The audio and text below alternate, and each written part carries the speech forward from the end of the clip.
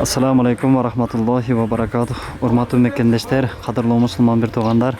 Sizlerge bugün özgöçö жаңылыгыбыз бар, maşallah. Allah subhanahu taala özünün mehrimdiligi, ырайымдуулугу менен биздин медресебизге мындай теннисхана ачыш керек болгон. Бизден ушундай жүрөгү мээримге толгон, берешен, март, жомарт, колу ачык медресени өзүнүн үйүндө көргөн, өзүнө жумшагандай акчаны жумшаган биздин кабылачыбыз ушунун баарыны бүтүрүп берди, maşallah. Сонун кылып.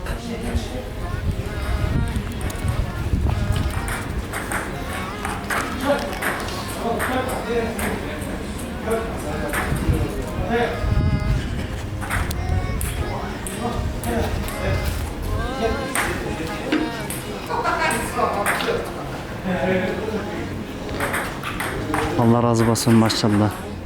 Dünya jana ahiretin толук бактылуулугун берсин. Ушундай берешен, Алланы сүйгөн, Алланын ыраазылыгын жүрөктөн издеген, амалга байлаган, сахих, таза адамдарды көп кылсын иншалла.